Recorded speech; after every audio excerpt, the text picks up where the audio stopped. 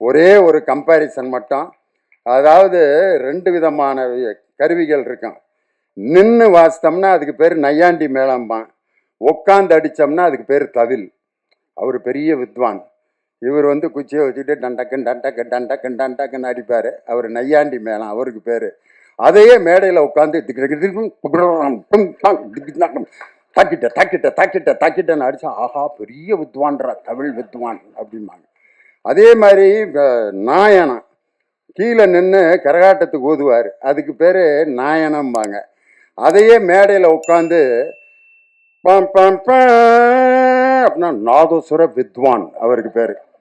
நின்று வாசித்தா அவர் நையாண்டி மேளம் நாயனா. ஆனால் உட்காந்து வாசித்தா அதுக்கே இன்னொரு பேர்.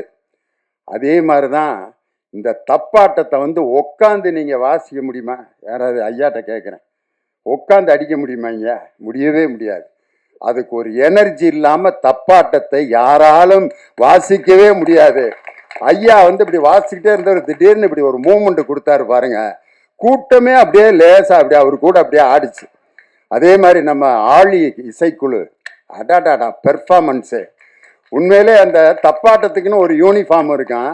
ஆனால் எல்லாம் ஜீன்ஸ் பேண்ட்டு டிஷர்ட் போட்டு நார்த் ஸ்டார் ஷூ போட்டு அவங்க வாசித்த அந்த அழகு கலை ரொம்ப அந்த எழிலுக்கு என்னுடைய மனமார்ந்த வாழ்த்துக்களும் பாராட்டுக்கலாம்.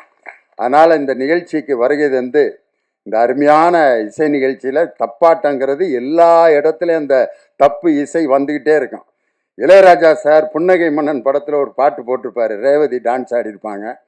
கவிதை கேளுங்கள் கருவில் பிறந்தது ராகம், நடனம் பாருங்கள் இதுவும் ஒரு வகை ராகம். அதுல இடையில வரும் தப்பாட்டம்.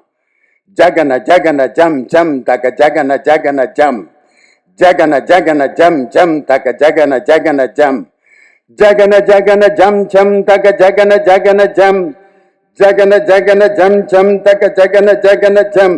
ஆனா அதுல ரேவதி பரதநாட்டியம் ஆடுவாங்க. ஆனா இது உண்மையிலே இது எங்கிருந்து பிறந்தது என்றால் ஒரு தப்பு, அதாவது பறை இசையிலிருந்து கிளம்பியது தான் இந்த அருமையான தாளம் ஜதி எல்லாமே.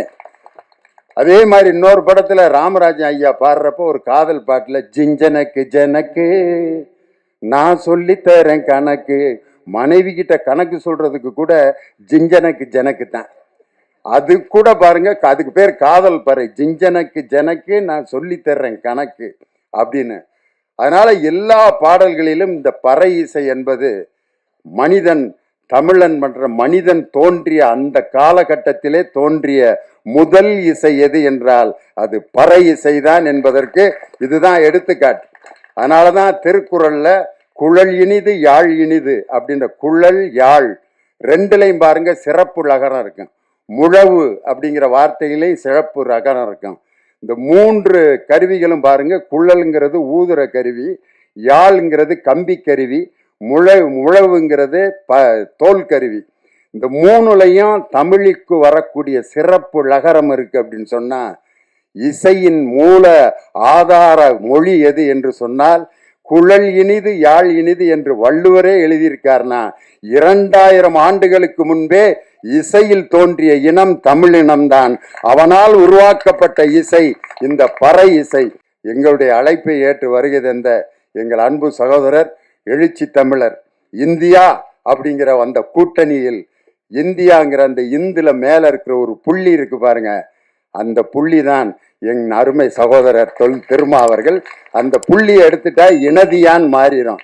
அதனால இந்தியாங்கிற அந்த வார்த்தையில் இருக்கும் புள்ளி தான் என் அருமை சகோதரர்.